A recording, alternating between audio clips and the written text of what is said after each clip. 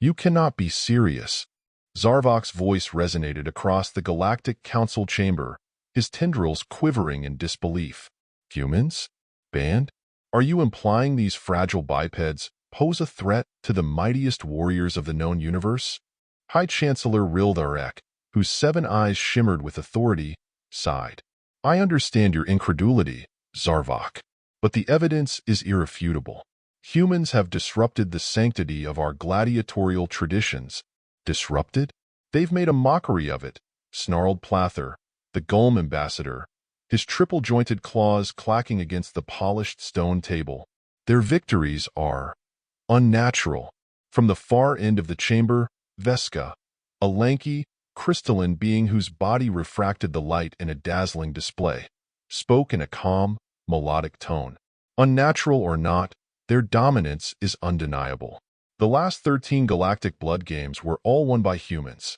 Even the reigning champion, Tuvok the Unyielding, fell to a mere human engineer with no formal combat training. Exactly, Zarvok thundered, slamming a tentacle on the table. Explain that, Chancellor. How does an engineer, a non-combatant, defeat one of the greatest warriors in galactic history? Chancellor Rildarek adjusted his flowing robes and leaned forward, his voice grave. Because humans don't fight like we do.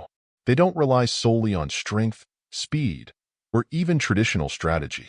They possess something different, something we've underestimated for far too long. Zarvok's tendrils stilled. And what is that? Adaptability, the Chancellor replied. Resourcefulness, the ability to turn the very environment into a weapon. Their unconventional tactics leave even the most experienced gladiators baffled. It's not just tactics, Veska interjected, her crystalline surface shifting hues as she spoke. It's their psychology. Humans fight with a ferocity born not of training, but of desperation. They don't fight to win, they fight to survive. And that makes them unpredictable. The chamber fell silent as the weight of her words settled over the council. Finally, Plather broke the silence, his voice a low growl. So what do we do? Ban them outright? Deny the galaxy the spectacle of watching these creatures defy the odds? The galaxy's fascination with humans is precisely the problem, Rildarek said. Their presence in the arenas has shifted the focus from the art of combat to mere entertainment. Gladiators no longer train to be the best warriors. They train to counter humans. This undermines the purpose of the Blood Games. Zarvok scoffed. And yet, banning them will create outrage. The people adore their chaos. Their victories inspire countless systems. True, the Chancellor admitted. But the integrity of our traditions must come first. That is why we propose an alternative. Humans may no longer participate as combatants, but their ingenuity can still be showcased.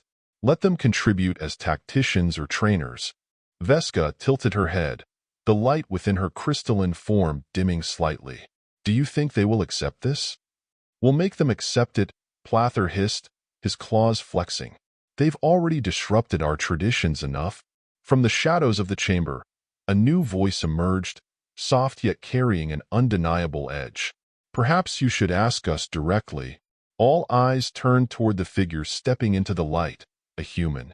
Dressed in the unassuming uniform of the Earth Diplomatic Corps, she carried herself with a quiet confidence that belied her small stature compared to the towering aliens around her. And who are you? Zarvok demanded, his tendrils twitching with irritation. The human smiled. Ambassador Elena Carter, representing Earth and its colonies. I've been listening to your debate, and I must say, it's been enlightening. Plather sneered. Your kind has no place here, Carter. We are deciding the future of your involvement in our sacred games. Exactly, Elena replied, her tone sharp. And that's why I'm here. You're discussing humans as if we're a problem to be solved. But let me remind you, we didn't ask to join your gladiatorial combat. You invited us. And now that we've proven ourselves, you want to change the rules? Rildarek raised a hand to calm the brewing tension.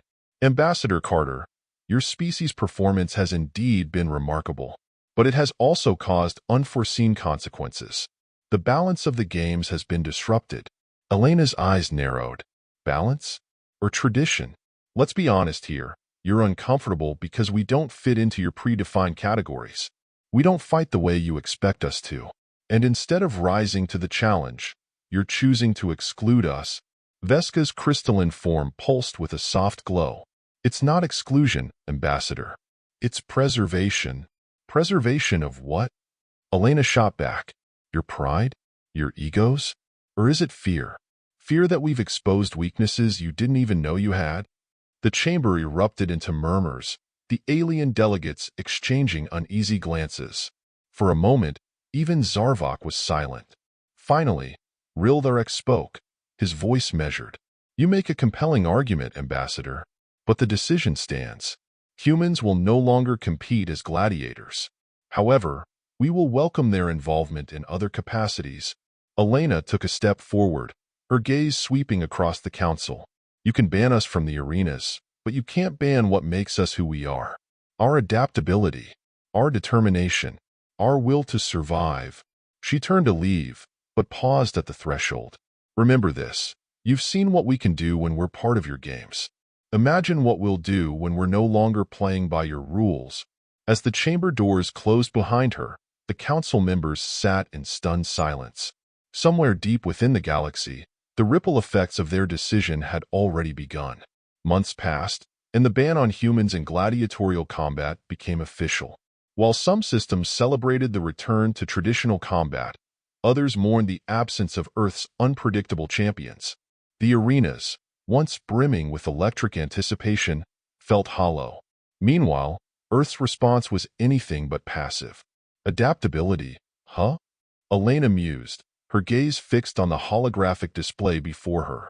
Earth's greatest minds, engineers, tacticians, and even former gladiators, gathered in the sprawling halls of the Human Intergalactic Alliance. If they think banning us will keep us out of the spotlight, they're in for a surprise. A wiry man with a sharp gaze leaned forward. "Ambassador, the Galactic Council underestimated us. They've forgotten one crucial fact." "And what's that?" Elena asked, though her knowing smile hinted she already knew the answer. "Humans thrive under pressure," he replied. "We've already dominated their games. Now it's time to redefine them." The room buzzed with energy as plans began to take shape. The humans weren't content to merely accept their new roles as trainers and strategists. They aimed to innovate, to revolutionize the very concept of gladiatorial combat. New arenas were constructed on Earth and its colonies, each more advanced and dynamic than anything the galaxy had seen. These weren't just stages for blood sport. They were battlegrounds of intellect, strategy, and ingenuity. The Human Combat League was born, and its broadcasts quickly rivaled the galactic blood games in viewership. The galaxy watched, first with skepticism, then with awe, as humans unveiled their vision. Combatants from all species were invited to participate, but the rules were different. Success required more than brute strength. It demanded adaptability, creativity, and the ability to think on one's feet. The Galactic Council couldn't ignore the phenomenon. Gladiators who once dominated the blood games now clamored to test their mettle in human arenas. Even Veska, intrigued by the evolution of combat, sent emissaries to study Earth's methods. Back in the council chambers, Zarvok seethed. "This is an insult to our traditions. They've turned gladiatorial combat into theater." Plather, though reluctant to admit it, couldn't deny the appeal. And yet, their arenas draw crowds our blood games haven't seen in decades. Perhaps we were too hasty in our decision. Rildarek observed the growing shift with a mix of unease and respect. The humans have forced us to confront our stagnation. Perhaps this was their plan all along. Elena Carter, watching the council struggle from afar, smiled to herself. "Let them debate," she thought. "We'll keep adapting. That's what we do best." The Galactic Council's struggle to maintain relevance became a hot topic across star systems. Critics of the ban argued that the blood games no longer held the same allure without the unpredictability and excitement humans brought. Supporters insisted that tradition must be preserved, though even they couldn't ignore the dwindling audience numbers. Back on Earth, the Human Combat League, HCL, had become a beacon of innovation. Arenas transformed into colossal holographic battlegrounds, each one capable of simulating environments from volcanic wastelands to zero-gravity voids. Contestants wore neural-linked suits that allowed them to control custom-designed avatars, blending physical prowess with mental acuity. Elena Carter, now a figurehead of Earth's intergalactic diplomacy, oversaw the League's operations with a watchful eye. But she wasn't content to simply dominate entertainment. She wanted to send a message. One day, during a high-profile broadcast of the HCL, an unexpected announcement rippled through the galaxy. A tournament, the first of its kind, was to be held. Open to all species, the competition promised an unparalleled challenge, featuring scenarios tailored to test not just combat skill, but intelligence, teamwork, and creativity. The prize? Diplomatic influence and access to the advanced technologies Earth had pioneered during its meteoric rise in the intergalactic arena. Galactic leaders, including Zarvok, Plather, and even Chancellor Rildarek, were caught off guard. This wasn't just a game anymore, it was a strategic move. The implications were clear. Earth was positioning itself as not just an entertainment hub, but a center of galactic influence. As the tournament began, the galaxy watched in fascination. Fighters from every corner of known space converged, bringing with them their unique abilities and strategies. The holographic arenas of the HCL became battlegrounds where a crystalline Vescan fighter could face off against a hulking Golem warrior, with each match featuring puzzles, environmental hazards, and shifting objectives. But the true highlight wasn't the matches themselves. It was the collaboration. For the first time, species that had once seen each other as rivals were forced to work together to succeed. Humans, barred from direct participation, acted as mentors and tacticians, guiding their teams with the same ingenuity that had made them so formidable in the Blood Games. Meanwhile, tensions simmered within the Galactic Council. Zarvok, still seething over the growing influence of Earth, proposed stricter sanctions.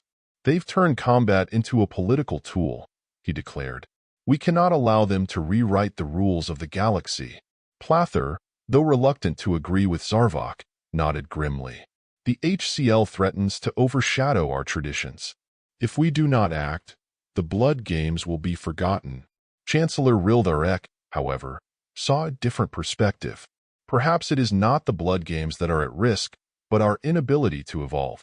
The humans have shown us what is possible when innovation meets tradition. Instead of resisting, we should learn from them. As the tournament progressed, alliances formed, rivalries ignited, and the galaxy's fascination with the HCL reached a fever pitch. But behind the spectacle, Elena and her team worked tirelessly to ensure that the League's impact went beyond entertainment. One of her advisors, a former combat engineer named Rahul, approached her with a bold idea. "Elena, we've proven we can lead the galaxy in innovation. But what if we took it a step further? What if we used the League to foster real change?" "What do you mean?" Elena asked. "Think about it," Rahul replied. "We're already bringing species together in ways the Galactic Council never could. What if we expanded the League's mission? Use it as a platform for diplomacy, education, and cultural exchange." Elena's eyes lit up. "You're suggesting we turn the HCL into more than just a competition. Make it a symbol of unity." Rahul nodded. "Exactly. Let's show the galaxy that our strength doesn't just lie in combat, it lies in collaboration." The final match of the tournament became a momentous event. The arena, a breathtaking simulation of a galactic nebula, was filled with intricate challenges that required contestants to solve puzzles, navigate treacherous terrain, and outwit their opponents. The team that emerged victorious wasn't led by the strongest warrior or the most cunning tactician. It was a diverse coalition of species, united by their shared determination and trust in one another. As the crowd erupted in cheers, the message was clear. The HCL wasn't just about winning. It was about growth, understanding, and the power of unity. In the aftermath of the tournament, the Galactic Council faced a pivotal decision. Zarvok and Plather continued to push for measures to curtail Earth's influence, but they found themselves increasingly isolated. Delegates from across the galaxy began advocating for reforms inspired by the HCL's success. Chancellor Rildarek, addressing the council, acknowledged the shifting tides. "The humans have challenged us in ways we never anticipated. They have forced us to confront our stagnation and embrace change. It is time we stop viewing them as a threat and start seeing them as partners. Years later, the Galactic Blood Games and the Human Combat League existed side by side, each with its own unique identity. The Blood Games returned to their roots, focusing on tradition and honor, while the HCL continued to push the boundaries of innovation and collaboration. And at the heart of it all, humans remained a symbol of adaptability and resilience. They had proven that even when faced with exclusion, they could rise above it, transforming obstacles into opportunities and redefining what it meant to be a part of the galactic community. As Elena Carter watched a new generation of gladiators, human and alien alike, enter the arenas, she couldn't help but smile. Humanity had not just survived. It had thrived, leaving an indelible mark on the galaxy that would be remembered for millennia to come.